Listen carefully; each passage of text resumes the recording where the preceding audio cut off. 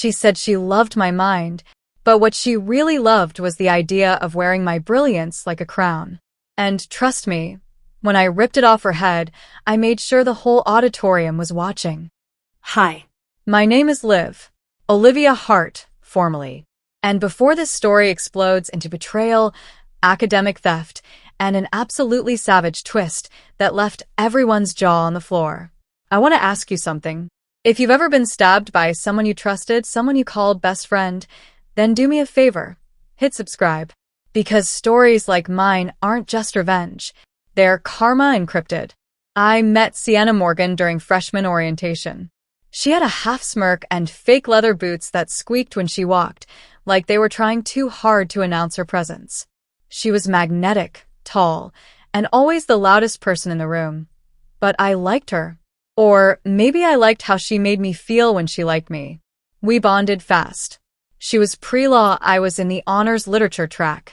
We'd stay up until 3 a.m. trading stories, watching old courtroom dramas, and trying to outwit each other in debates that went way too deep for college dorms. I once told her, "You'd make a better con artist than a lawyer." She laughed and said, "Same difference, babe." We were inseparable. By senior year, she was the golden child of our university's moot court team. I had earned a coveted independent study slot, the only student allowed to submit a thesis for potential publication in the National Undergraduate Review of Literature. I poured my soul into that thesis. It was called Shadow Dialogues: The Literary Power of Unspoken Women in Modern Gothic Fiction. A study of how overlooked female characters, the housemaids, the wives in the attic, the narrators who weren't named, actually drove entire plot lines from behind the scenes. It was layered, Fierce. and for once in my life, I was proud of something I'd written. I never imagined I'd see it under someone else's name. One rainy afternoon, I was curled up in the common lounge, revising my final chapter, when Sienna walked in, soaking wet and wide-eyed. "Liv, I messed up." I looked up from my laptop. "What happened?" She flopped next to me and pulled a damp folder from her bag, some internship application she was working on. I emailed the wrong file to the National Fellowship Board. I meant to send them my policy paper. I accidentally attached your thesis draft. I froze. "Wait, what?" "I'm so sorry. It was in my downloads. I didn't mean to. I was rushing and..."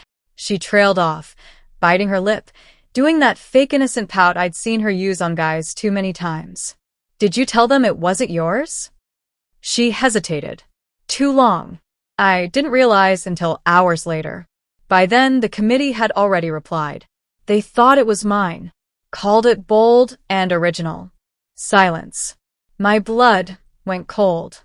She smiled nervously. "But hey, maybe we can fix it? I'll just say it was a group collaboration. I'll include you on the credit." I stared at her. I had no words. No oxygen. Just this crashing, internal scream. But here's the thing about betrayal.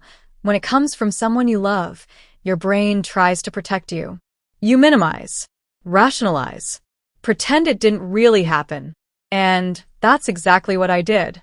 I let her spin the story. I let her talk me down. And when she offered to buy me a drink that night, I went. Like a fool. 2 weeks later, I found out she didn't just send the thesis.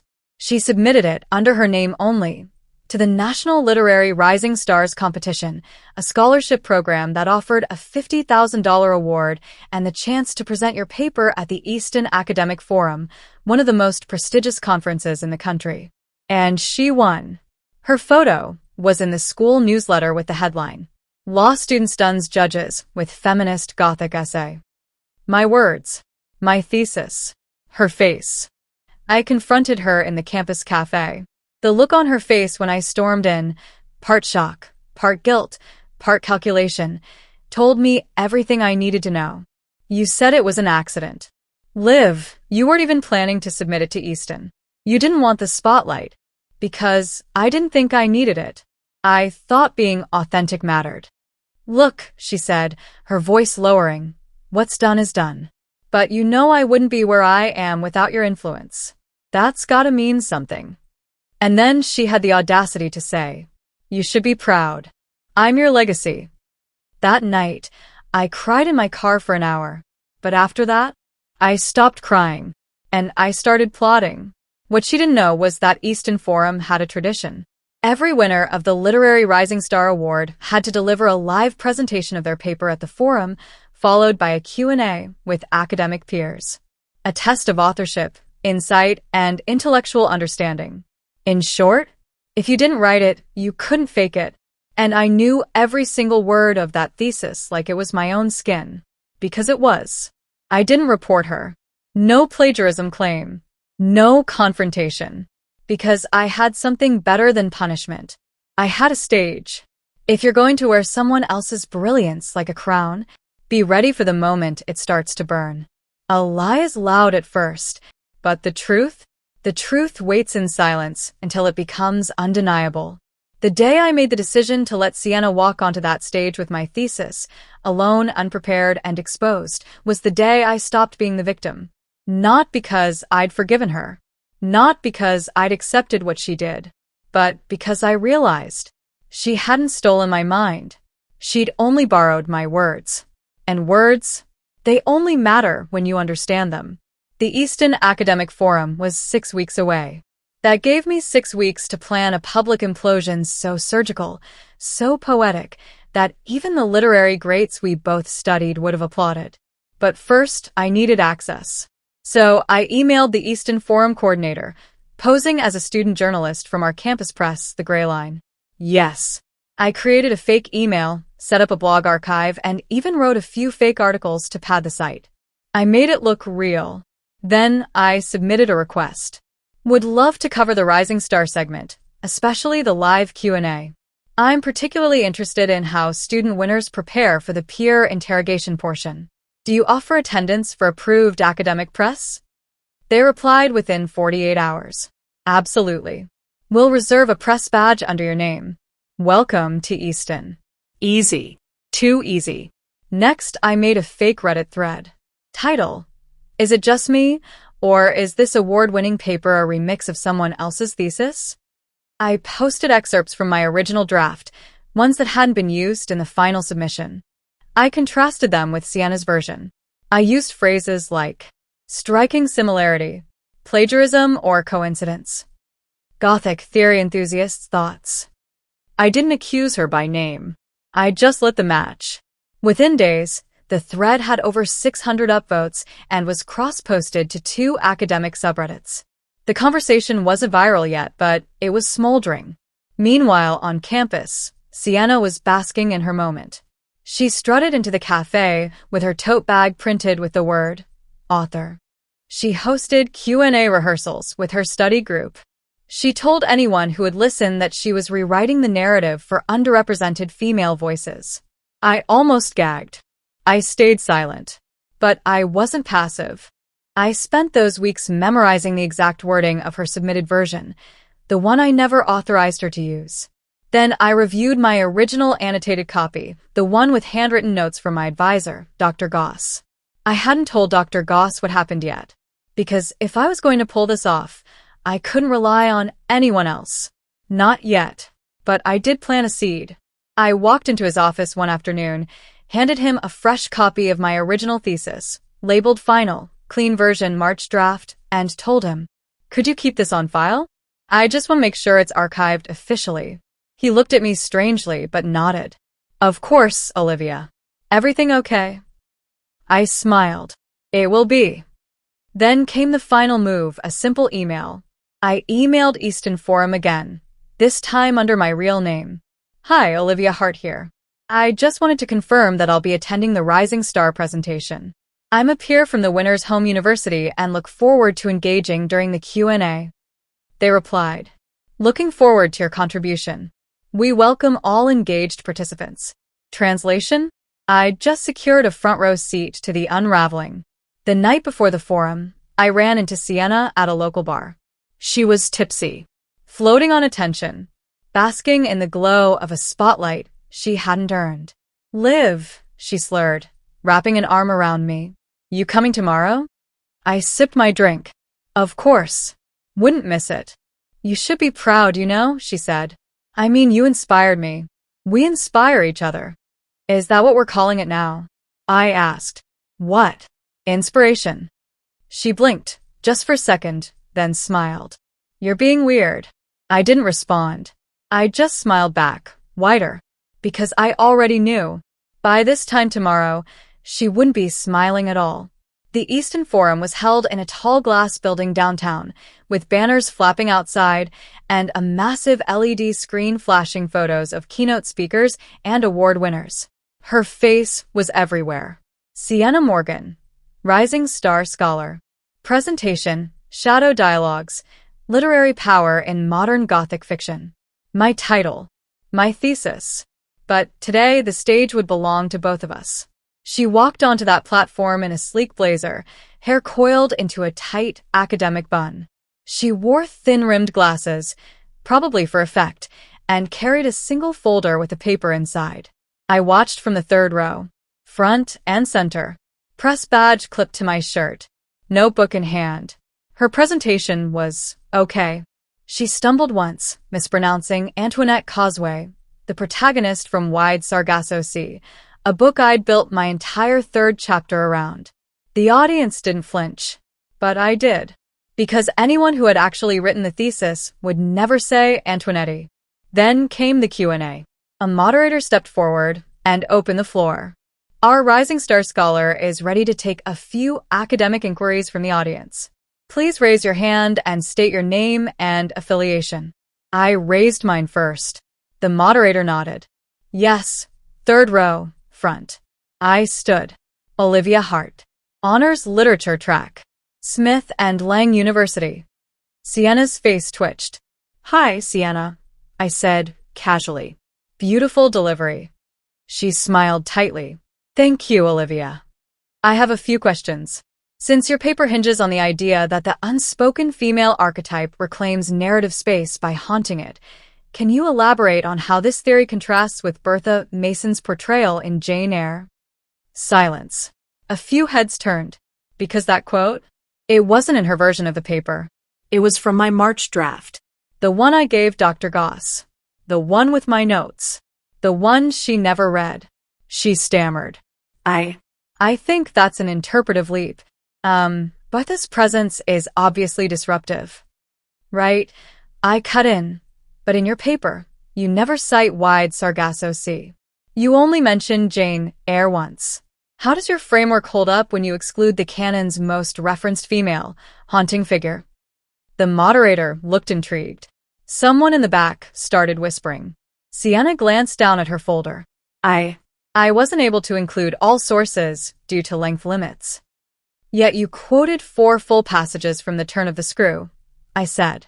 But not the single most cited modern Gothic text that aligns with your entire thesis premise? Her voice cracked. Can I respond later? The moderator raised an eyebrow. This is the response segment. Sienna swallowed. Her hand trembled slightly as she turned the page. And then, the second hand went up. It was Dr. Goss, sitting 2 rows behind me.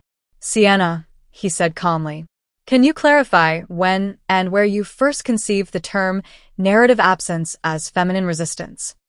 She froze. Her mouth opened. closed. Because that phrase was mine. And the professor who heard me say it 4 months ago, in his office, eyes lit with approval, was now staring her down. Did you write this thesis, Ms. Morgan? He asked quietly. Or did you take it from someone who trusted you? The silence in that room was unlike anything I'd ever heard. Not shock, not disgust, just the sound of a reputation unraveling. I stood, collected my notebook, and walked to the exit. But not before turning around and meeting her eyes one last time. You always said you wanted a spotlight, I whispered. I just made sure it showed the real you. You can only build a kingdom on stolen bones for so long, before the ground gives out beneath your heels. When I left the Easton Forum that day, I didn't smile. I didn't cry. I didn't even look back. Because I didn't need to. The explosion I'd triggered had already started detonating, and I knew from experience. The loudest part of betrayal is the fallout. By the time I got back to my apartment, my phone was vibrating nonstop. I had 12 missed calls. 3 from classmates, 2 from our university's honors director, and 7 from Sienna. I didn't answer any of them. Instead, I opened Twitter. It was already trending. Hashtag shadow scandal. Hashtag Gothicgate. Plagiarism queen exposed live. One clip, the moment Dr. Goss asked her the authorship question, had been filmed from the back of the room and uploaded to TikTok. Within 2 hours, it had 1.3 million views. Wait, this chick stole her best friend's thesis? She stuttered so hard, I felt secondhand shame. This is why you don't let snakes sit in your circle. Comment after comment, thousands of them, tearing into her with all the fury of an online mob. Some of them were harsh. Even harsher than I expected. But the strange thing was, I didn't feel satisfied. I thought I would. I thought watching her unravel would feel like justice. But it didn't feel clean. Not yet. The next morning, the university launched a formal academic misconduct investigation. The department sent a mass email asking for student testimonies or documentation related to recent concerns about publication credit and thesis authorship. They didn't name Sienna, but they didn't need to. Everyone already knew. 2 days later, she vanished. No dorm. No classes. No moot court. Her roommate said she'd gone to stay with family for a while. Translation? She ran. But I knew she wasn't done yet. Not Sienna. She was never the kind of girl to accept consequences quietly. Sure enough, 3 days later, I got an email. Not from her directly, from a lawyer. Morgan and Sharp LLP. Our client, Ms. Sienna Morgan, wishes to resolve a defamation issue arising from recent online activity. I stopped reading. Defamation? She stole my work, lied about it, presented it on a stage. Couldn't even pronounce the authors she claimed to study. And now I was being accused? That was rich.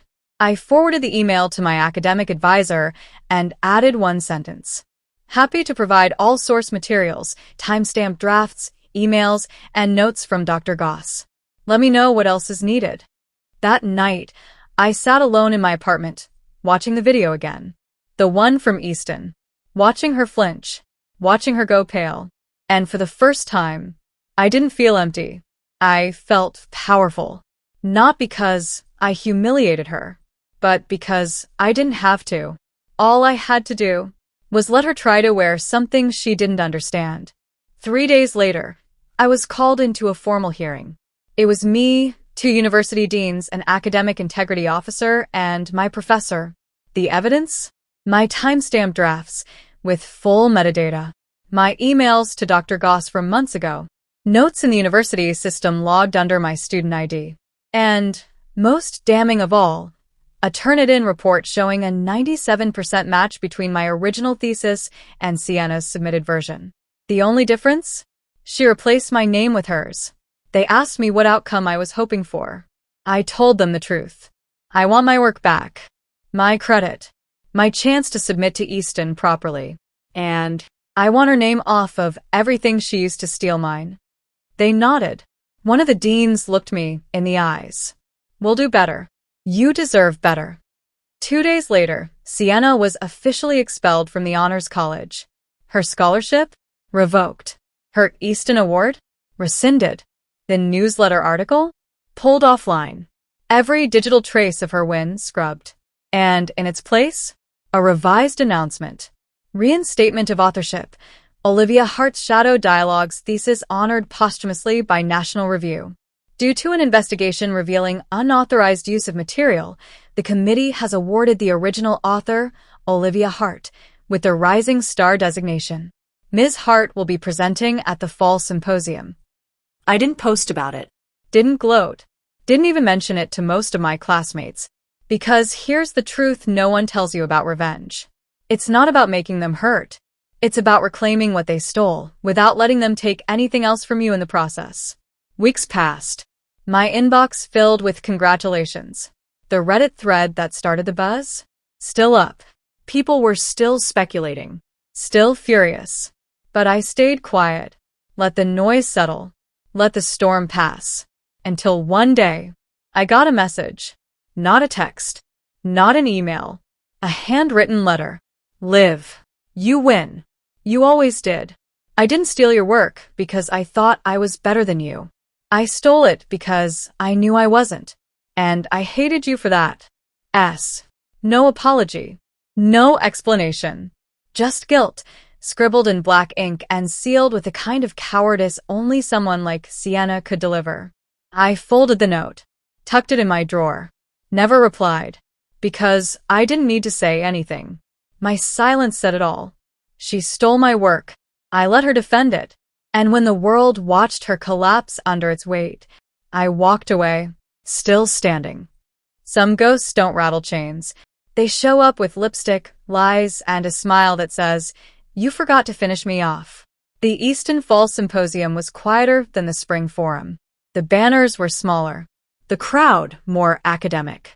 No flashy spotlights or media booths this time. Just a hall of old minds in tailored suits ready to debate ideas over catered espresso and room temperature scones. But I didn't come for pomp.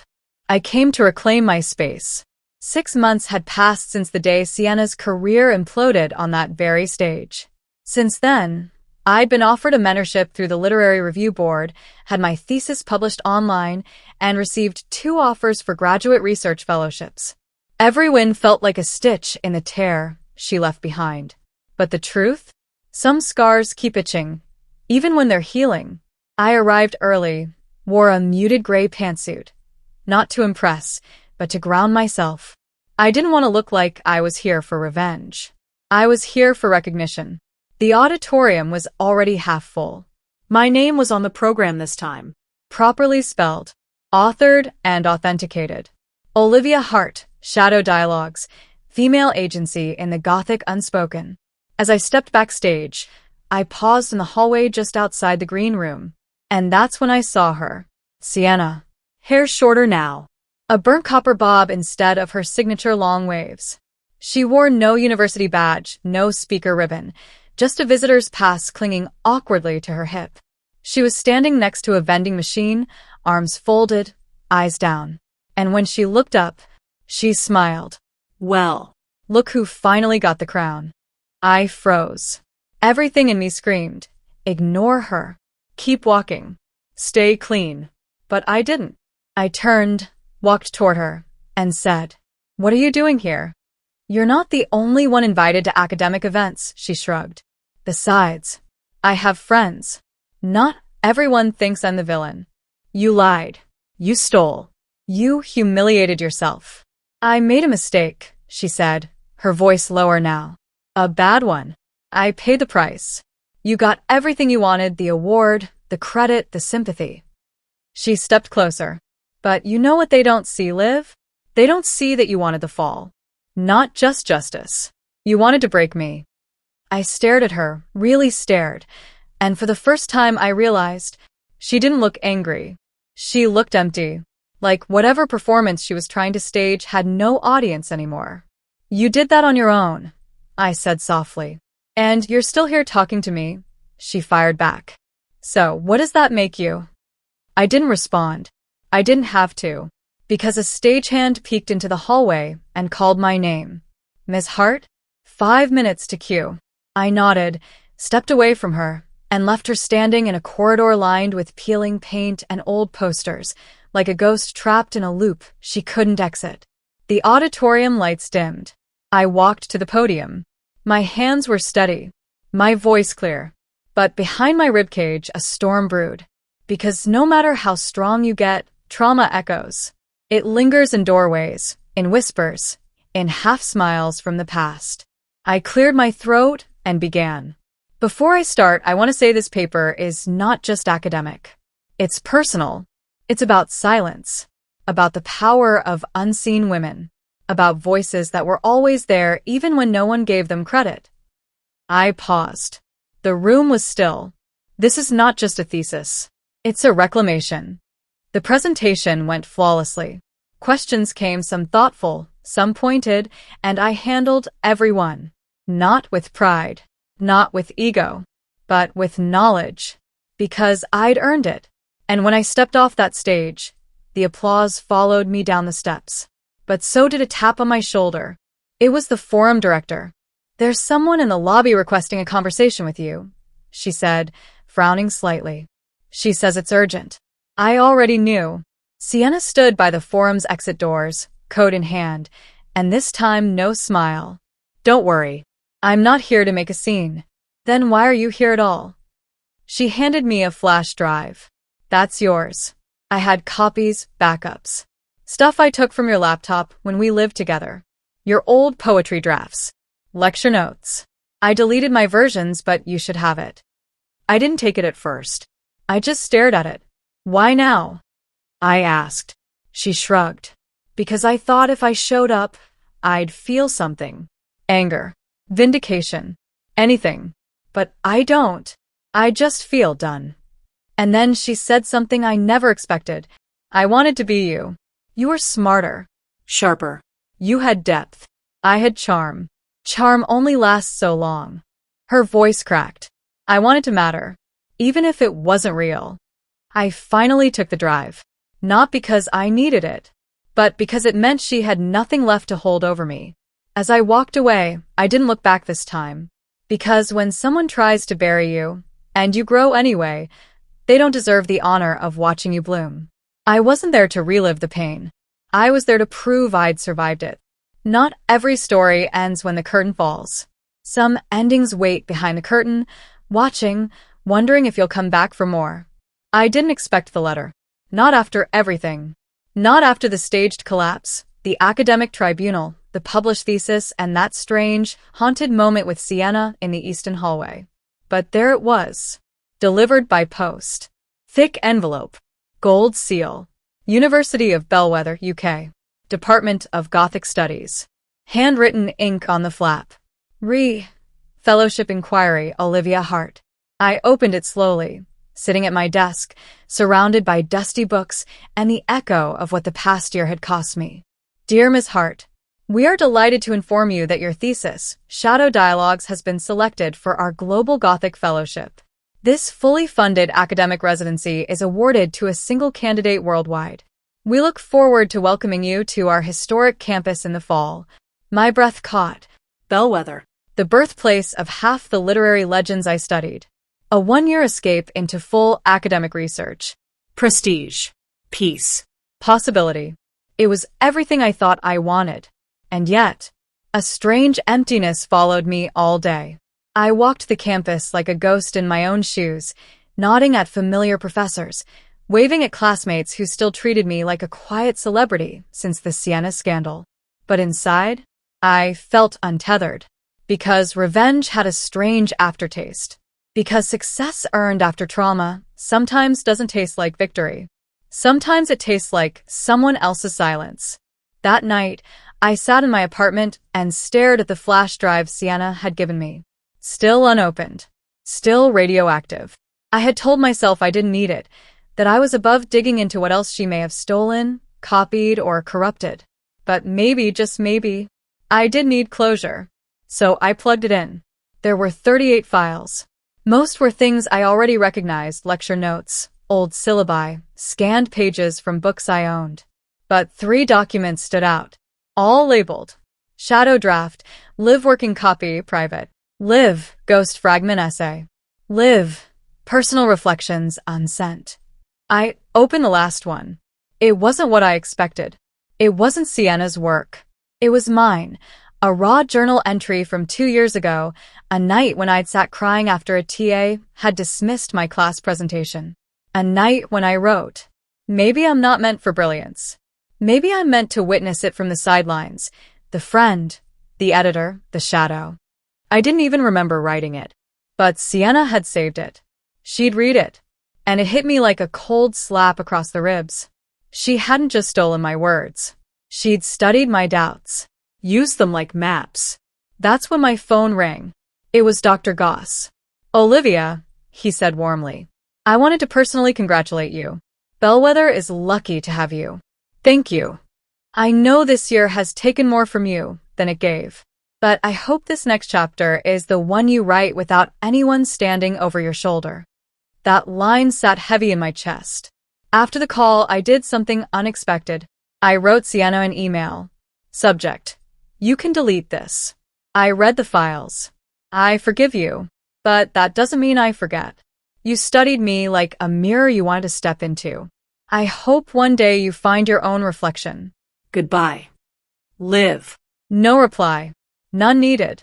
The weeks leading up to my departure were a blur. Packing. Visa forms. Scholarship interviews. A few mild Reddit threads that revived the scandal with memes and speculation, but I stayed out of them.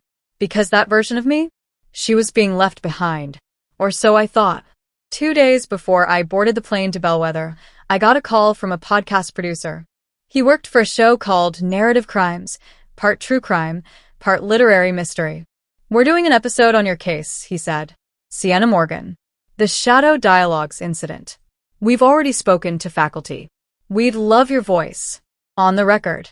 I hesitated. It's not really something I want to relive. That's the thing. The story's already being told. Without you. Something about that line rattled me. Because he was right. For the next 48 hours, I wrestled with a question. Do I stay quiet or take control of the story one last time? Not to drag her. Not to go viral. But to reclaim the final word. On my last night in the country, I walked into the recording studio. No makeup. No camera. Just a mic. And my voice. My name is Olivia Hart. And this is how I found out that someone I loved more than anyone loved my mind more than they loved me. I told the truth. Not just the polished story people read on Reddit or whispered about in literary forums. I told the messy version. The pain. The disbelief. The twisted loyalty. And most importantly, the rebuilding. Because I wasn't just the girl who got plagiarized.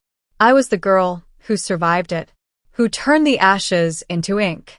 Who stepped out of someone else's spotlight and lit her own. The episode aired a week later. By then, I was in a flat in northern England, sipping tea under a skylight, watching gray clouds drift past ancient chimneys. I listened to the episode alone. And when it ended, I cried. Not because I was hurt, but because I was free. Some endings aren't explosive. Some don't come with applause or justice or blood. Some just end. Quietly, like a door that finally, mercifully, clicks shut behind you. Some stories don't end. They echo. Through classrooms, hallways, whispers, through the mouths of people who pretend they know what really happened. But only the ones who lived it carry the weight. It had been 3 years. 3 years since I walked out of that podcast studio. 3 years since I left the country, took the Bellwether Fellowship, and started building a new life. 3 years of research, lectures, the occasional feature article, and something resembling peace. But when I opened that email, everything came rushing back. Subject line, Smith and Lang University, Alumni Panel Invitation. Dear Ms. Hart, as one of our most distinguished alumni, we would be honored to have you return as a guest speaker at our spring colloquium, Academic Ethics and Authorship in the Modern Era. Your experience and scholarship make you the perfect voice for this conversation. I stared at the screen. Academic ethics. They didn't even try to be subtle. Part of me wanted to delete it. Not out of fear. I wasn't afraid anymore. But I didn't know if I wanted to revisit the place where it all fell apart. Where Sienna and I used to sit on the library floor, laughing over poorly translated 19th century French texts. Where she once told me, if I could steal your brain and put it in my head, I would. You're wasted behind a laptop. Back then, it sounded like a compliment. Now I knew it was a warning. But the other part of me, the part that had survived, knew that some full circles are worth completing. So I replied, I'll be there. Walking back onto the Smith and Lang campus after all that time was surreal. The trees had grown taller. The brick paths were cleaner. But the building names hadn't changed. Neither had the weight in my chest. I wasn't here for revenge this time. I was here to own the room. The event was modest, a panel of 3 alumni, followed by a Q&A. I wore a simple dark blazer, no flash, no spotlight chasing. But when the moderator introduced me, the murmurs started. Is that her? The Olivia Hart? The girl from the podcast? That's the plagiarism story, right? I smiled softly. Not because they were whispering, but because I knew they didn't see a victim. They saw someone who endured. I spoke calmly. Clearly. No dramatics. I talked about the ethics of authorship, how mentorship can blur into manipulation, and how institutions are sometimes slower to act when the betrayal doesn't leave bruises, only invisible scars. Then someone in the audience raised their hand. A younger girl, maybe 19, nervous voice. How do you trust again after someone rewrites your story as if it was theirs? I paused, looked her dead in the eyes. You don't trust again, I said. You choose who earns it. You don't hand it out. You let people reveal themselves, then decide if they deserve access to your mind. She nodded, and that was it. No standing ovation. No viral moment. Just truth. Quiet. Sober. Solid. After the panel ended, I stepped out into the hallway, taking a breath, about to head to the exit, when a voice stopped me. Olivia. I turned. At first, I didn't recognize her. She looked different. Smaller. Like someone who'd been unraveled and was trying, clumsily, to stitch herself back together. Sienna. I didn't know you'd be here, she said. It was in the program, I replied dryly. She glanced down. I don't really get invited to things anymore. I said nothing. I teach now, she offered. Community college. Composition and rhetoric. Do your students know? I asked gently. Some do, she said. The podcast made it kind of impossible to outrun. Silence. I wanted to hate you for a while, she added. I told myself you exaggerated, that you set me up. And now? She looked up. Her eyes were older than they should have been. Now I teach a whole unit on citation ethics, she said. Irony, right? I gave a small laugh. It surprised both of us. You really changed your name? I asked. Yeah. Sierra May. It's not far off. Still me, just less of me, I guess. There it was. The conversation I never thought I'd have. The closure I never expected to need. Not forgiveness. Not friendship. Just a shared silence that said, we survived what we became to each other. Before I walked away, she asked one last thing. Do you ever miss it? What we had. I looked past her, at the library, the quad, the fountain where we once took graduation photos. I miss who I thought you were, I said. Not who you turned out to be. And then I left. That night, back at my hotel, I pulled up the podcast episode. Not to relive it. To remind myself. That version of me, fragile, furious, reborn, she was still part of me. But I'd grown since then. Now, I was the one writing chapters no one else could steal. She tried to become me, but I became someone stronger. Not because I won, but because I walked away with something she never had. My name, my story, my voice.